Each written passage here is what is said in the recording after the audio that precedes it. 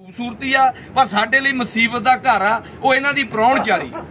खड़ा खड़ा बंदे नूं मार दिंदे ने इन्ना क तुन्नदे ने मूंह च है एडे एडे परौंठे हुंदे ने ओ साडी एडी एडी ढिड्डियां पंजाब च खड़दियां ढिड्डी की तुसीं ओ रोटी इंनियां कुड़ियां पकांदियां इंनियां साडा इतों वध बड़ा बड़ा 10 खा जांदे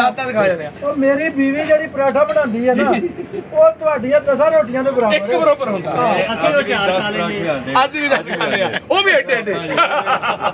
सो उस तो बाद इन्ना हैवी खाना ਇੰਨੀਆਂ ਕੁ ਵੈਰਾਈਟੀਆਂ ਜਿਹੜੀਆਂ ਅਸੀਂ ਕਦੇ ਸੁਪਨਿਆਂ 'ਚ ਵੀ ਨਹੀਂ ਕਦੇ ਖਾਧੀਆਂ ਹੁੰਦੀਆਂ ਉਹ ਵੈਰਾਈਟੀਆਂ ਇੱਥੇ ਮੌਜੂਦ ਹੁੰਦੀਆਂ ਨੇ ਸਾਡੇ ਸਾਹਮਣੇ ਹੁੰਦੀਆਂ ਨੇ ਜੋ ਸਾਡੇ ਟੇਬਲਾਂ ਦੇ ਉੱਤੇ ਸਜਾਈਆਂ ਹੁੰਦੀਆਂ ਨੇ ਔਰ ਸਭ ਤੋਂ ਵੱਡੀ ਗੱਲ ਕੀ ਹੁੰਦੀ ਆ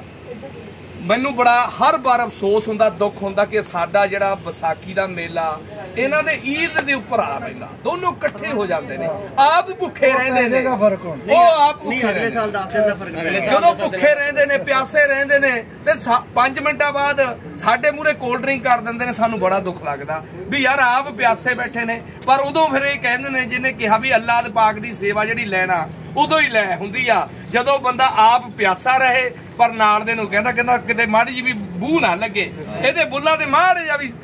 ਸੌਕਾ ਨਾ ਆ ਜਾਵੇ ਸੋ ਉਦੋਂ ਜਦੋਂ ਦਿੰਦੇ ਨੇ ਨਾ ਚੀਜ਼ ਉਦੋਂ ਆਪ ਮੂੰਹੋਂ ਮੁਹਾਰੇ ਦਿਲੋਂ ਅਰਦਾਸਾਂ ਨਿਕਲਦੀਆਂ ਨੇ ਮੇਰਾ ਪਾਕ ਜਿੰਦਾ ਰਹੇ ਮੇਰੇ ਪਾਕ ਦੇ ਲੋਕ ਜਿਹੜੇ ਮੇਰੇ